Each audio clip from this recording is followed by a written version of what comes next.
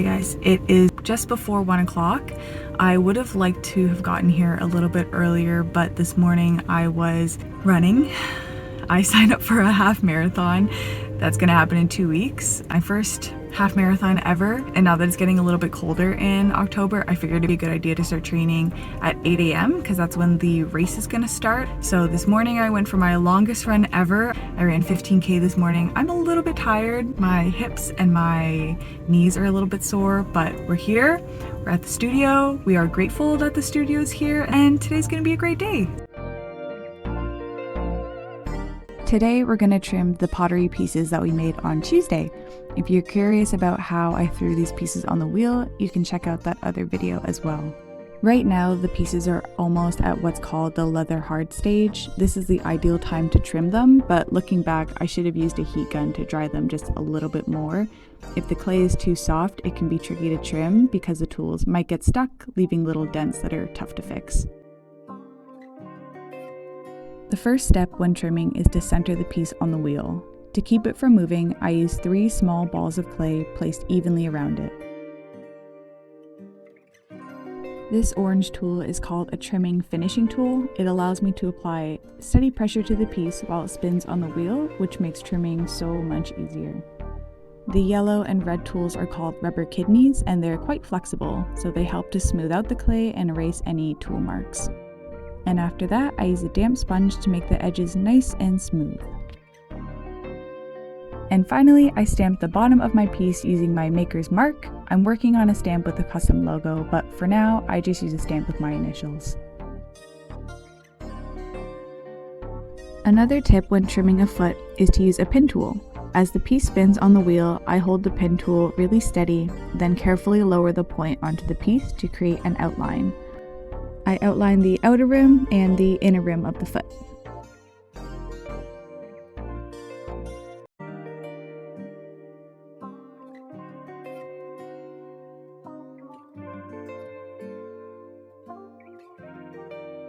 I finished trimming the other large jewelry dishes, but unfortunately we had a casualty. When trimming, the clay joining the walls and the base got too thin, causing the clay to break. And while it was incredibly satisfying to pull these 2 pieces apart, I sometimes struggle with perfectionism, and in the past this kind of setback would have triggered some negative self-talk about having wasted time and energy into something that ultimately failed. Learning to accept mistakes and celebrate progression over perfection is something that I'm actively working on. So although I was disappointed this piece didn't make it, I try and remind myself that it'll be recycled and remade into another piece that will bring me just as much joy. After taking a short break, I moved on to trimming the mug. Because the base of this piece had quite a lot of clay, I decided to remove a lot of the bulk using a different trimming tool. Google told me it's called a surform tool, but I just refer to it as a mini cheese grater since it essentially acts the same way. Then I go on to outlining the foot and trimming away the bottom and the sides. I smooth everything out and then stamp my initials before turning it over and trimming the top half of the mug. My upcoming video will cover how I glaze these pieces, but spoiler alert, this mug also has some setbacks, so stay tuned for that video, which should be posted in the next week.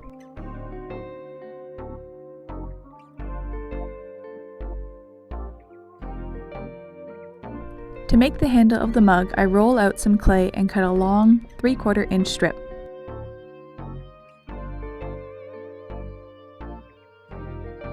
I roughly shape the handle, then check the sizing next to the mug and make some adjustments.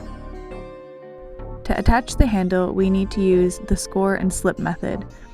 I use my pin tool to make scratches on both ends of the handle and on the mug where it'll be attached. Then we use some joining slip, which is essentially the same clay used to make the mug, but mixed with some water into a mud-like consistency. I use a paintbrush to dab the slip onto the areas we just scored, then press the 2 pieces firmly together. I rolled out a thin noodle of clay earlier and used this to secure the handle to the mug. Noodle of clay is not the technical term, but it works.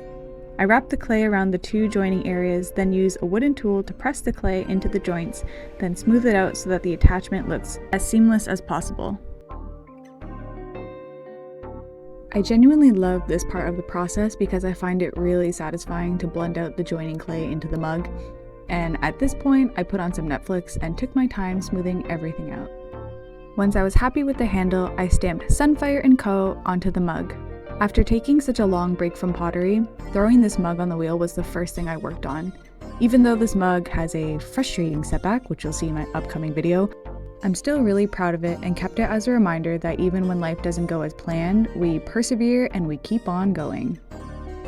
Also, I may have a hard time letting go of items that have sentimental value, and this little buddy was way too cute to throw away.